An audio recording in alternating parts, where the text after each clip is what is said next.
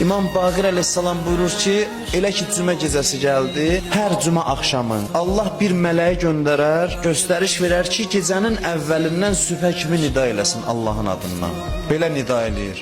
Sübh açılmamış, dünya və axirəti üçün bir mömin bəndə məni çağıracaqmı ki, duasını yerinə yetirim? Nə qədər ki, səhər açılmayıb fürsətdir. Bir mömin bəndə ya dünyası üçün, ya axirəti üçün məni çağıracaqmı, onun hacətini yerinə yetirim?